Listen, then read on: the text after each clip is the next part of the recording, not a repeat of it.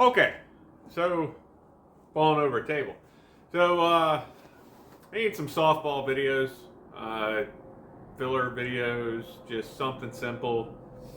They say if you don't keep putting videos out, then the AI like kills you or whatever. T1000 shows up in your sleep and you don't exist. So I've been doing mechanicking. Been a mechanic. I don't know. Been doing mechanicking for a very long time at this point. Grown up with it. Always kind of been into cars or fixing stuff, building my own things. Um, and so over the years, I've collected a lot of tools. And for the most part, I've been pretty fortunate in that. Lucky, privileged, whatever you want to call it, blessed. And I haven't spent nearly as much as some people have. I'm not sending Bob the Snap-on guy's kids to Harvard or anything like that. I got a lot of stuff from buddies. I made friends with all the older guys in the shops when I was young, and inherited a lot of things. Anyway, so I was looking through some of my tools the other day, and one in particular stood out because I had to buy it for a job, and I have used this tool once, and I just and it's all but useless now because I don't even think the rear end, really, except in the aftermarket unit, I don't think the rear end that you use the tool on even exists. Nobody's doing anything with it. It's not a super popular piece. It's not like my Dana stuff where the Dana 44 tools and the Dana 60 tools and stuff work for 40 years of axles and half of them are still being made.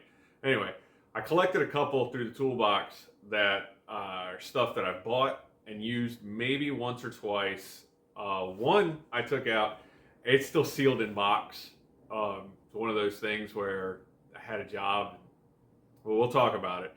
And I'm sure some of you guys can relate to that.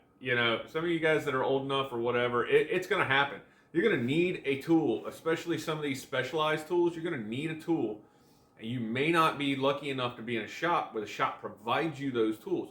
So you're going to have to go out, you're going to have to get it, wherever. You break into the dealer. I'm not advocating stealing, but you break into the dealership and take the tool out of the dealership. However you have to get it, you're going to get it. You're going to do the job because you want to get paid at the end of the day. That's the way life works. Don't go breaking and entering. That's bad. You probably will get arrested unless you live in like California, I think, New York. There's a couple places where it seems to be legal, but most places it's still illegal. Don't go do it. So I collected a handful. What do I got? I got like 5 out here. And then I'm going to walk over to the toolbox and show you an entire drawer full of stuff that I have absolutely no idea why I still hold on to it, but I'm a mild hoarder. And since it fits in the toolbox, I can justify like not selling it or getting rid of it in any way. So let's see what we're going to do, how we're going to do this. Okay, so the stuff I got out on the table. This is the one that I see all the time and catches my eye. So this is a KD Tools adjuster bar. I don't even remember what the technical name for the thing is, but it's kind of what spawned the whole deal. This is ripped up just from being pulled in and out of where I store it. This tool is used on Chrysler corporate 8 1/4 and 9 1/4 rear ends. So, I don't know the entirety of the year range. There's going to be a jet. Hold on. Okay. I don't know the entirety of the year range, but basically, like, I needed this for a XJ Cherokee, Jeep XJ Cherokee. And it had an 8 1/4 inch rear end. I know in some of the Dodge 1500s, you could get a 9 1/4. It takes the same tool to adjust the carrier bearings on it. You shove this through the axle. That end goes the carrier bearing. That end goes on a ratchet, and you tighten up until the load's right. It doesn't use shims, which is really nice, but it's not a removable third member, so you have to do it through the axle tube, which is ridiculously annoying.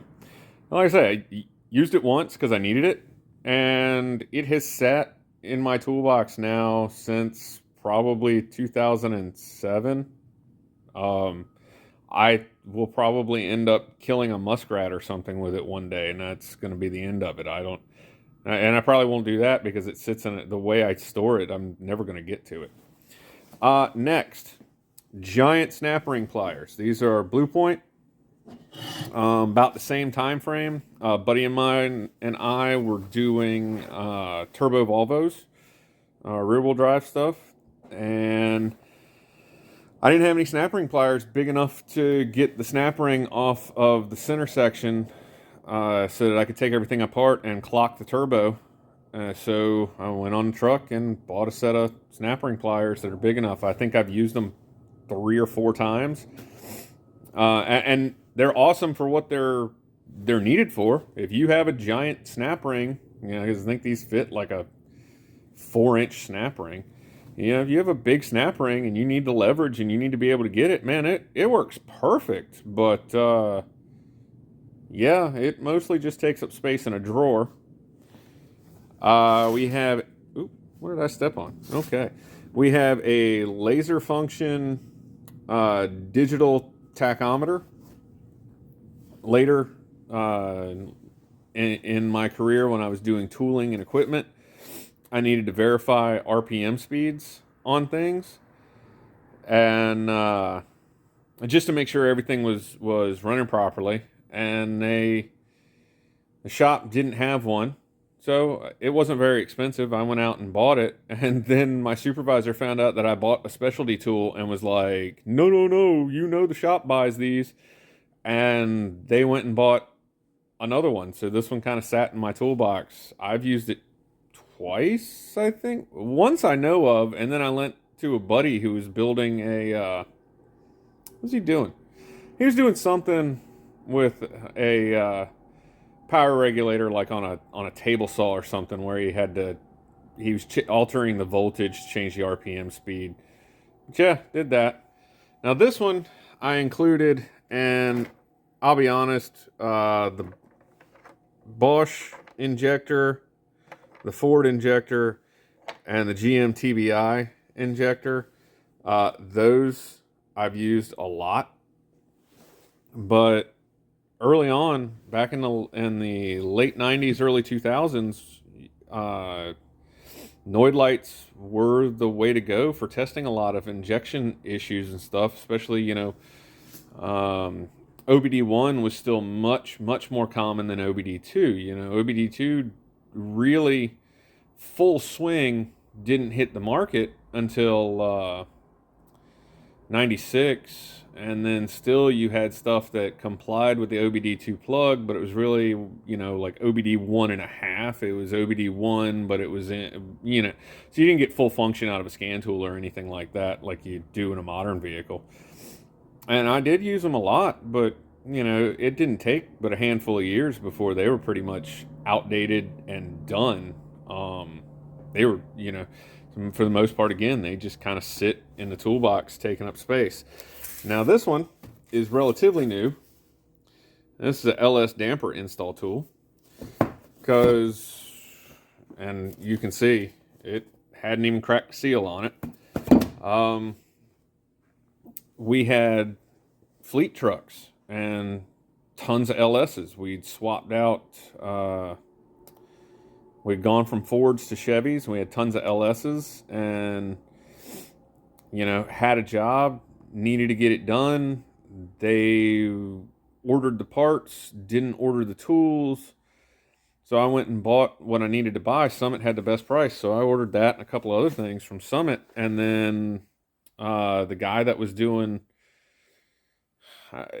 we called them inspectors, but for most people, it would be the equivalency of like your service writer or your parts expediter, something like that. It's a guy you turned your parts list into, and they ordered everything. They ordered materials for you. And I got to chit-chatting with him. I was on good terms with him. I got chit-chatting with him and telling him about how, these engines we don't have anything in the shop to really work on them, and showed him I think we had All Dad at the time, showed him the breakdown of the specialty tools. And then he went and just ordered the shop a full set of LS specialty tools. And so, I like 3 days later, I got my Summit order in. So I've got a full stack of specialty tools for LSs, and I've never, like, personally, never done anything. Don't mind the cardboard pile. We pretend like that doesn't exist. Now, the one that I think really get people, I'm not 100% sure why I haven't ever gotten rid of most of the stuff in this drawer. These are all 3/4 and 1-inch drive sockets, ratchets, extensions, breaker bar. This big guy here, that's a 1-inch drive breaker bar. That's 3/4. There's a 3/4 ratchet. That's some axle sockets from when I needed that type of stuff.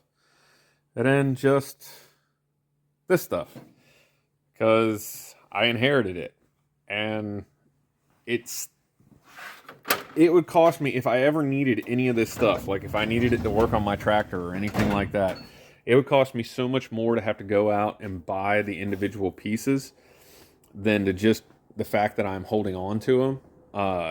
It's ridiculous. I just can't bring myself to get rid of them. And I guess the other thing that I've really only ever used once, my personal NV4500, I needed to borrow this. This is a snap-on 3/4 inch drive torque wrench. I needed to borrow one so that I could torque down a couple of the nuts and stuff like that. And guy was older. He lived up the road from me. I knew him and his kids, and we were in Boy Scouts and stuff together. And I was like, "Hey man, can I borrow this from you for a couple of weeks until I get done with the project?" Yeah. And he took it. He borrowed it back one time, or after I returned it. He had. I'm lost. Hold on. Okay, try to get my story straight. I'm getting old. All my stories run together. They seem the same. So I borrowed it from a buddy of mine. I gave it back. Ended up having to borrow it back from him. He asked for it back. I was in the middle of using it. Like I borrowed it back from him, and the next day he's like, "Man, I really need this back." So I got it back to him and got it back. We went back and forth a couple of times like that. And the absolute last time when I went to return it to him, he was like, "I'm never going to use it again." He was using it, I guess, that emergency or whatever. He was using it to torque the axle nuts down on his brother's RV. And he's like, "Yeah, I'm never doing that again, so just keep it." And I used it once to do an NV4500 transmission, and that's it. I've got, well, I guess that's another thing then. I've got all those NV4500 specialty tools for doing the fifth gear nut and a couple of the other things, getting the bearings knocked on, stuff like that. I'm probably never going to rebuild another NV4500, but, I've got them. They're all good to go. This one helps drive on a bearing, I want to say on the main shaft. That's obviously home built. There's a home built tool to hold a Volvo crankshaft. There's another one that's just to drive stuff on. Extended reach socket this is a 30 millimeter, that's why it's that way. There's NV4500 stuff. Craziest O2 sensor socket rig I've ever done up, but me and a buddy years ago had one stuck and ended up cobbling that together real quick so that we could get the O2 sensor out. This is, I forget what I used to use this for. I used to use that with I don't remember. No, I don't remember. I was pressing something in with that. Little seals, probably Dana 30, Dana 44 CAD seals. There's the tool for Dana 30, Dana 44 CAD seals.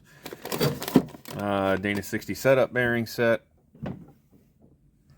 That box back there has some Ampco non-sparking, like half-inch drive socket set in it because I found it and thought it was cool, so I kept it. But yeah, let's see here. Can we do that? Oh, that was scary.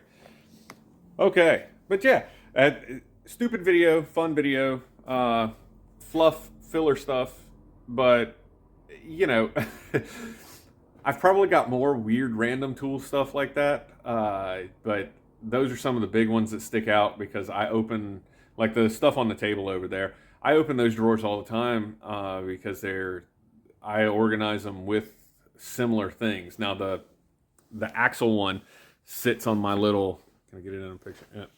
It sits back there with those pry bar handles. So I see it all the time. That's why it always reminds me. But the other ones are in drawers where they're with stuff that I get on like a regular basis, I guess, a routine basis, something, I don't know how you want to phrase it. But yeah, everybody's got them. Everybody's going to get them. It's cute. It's fun. I try not to sell tools.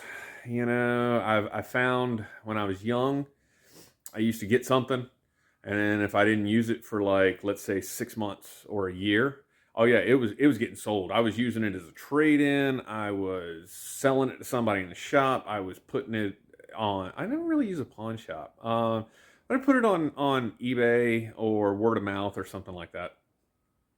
And then I guess by the time I hit about 30, it was like I was like a fucking dragon or golem, you know. These are my precious. I'm not separating them from me at all whatsoever. If I'm selling stuff, I either have hit rock bottom or I am like really desperate to work on a project. So on that note, if anybody's looking for some Snap-on tools, I've got some stuff on eBay. There's funny story. Well, not funny, but funny to me stories. But yeah, simple video, nothing important, nothing fun, nothing cool, not building anything, just fluff. You're gonna run into this kind of stuff. It happens. You know, user discretion is advised whether or not you sell or keep. And I recommend keep because you never know. You know, something might happen one day where you absolutely need that specialty tool that only works on a 1949 Tucker. Who knows? What year is the Tucker? I have no clue. I should. I don't know.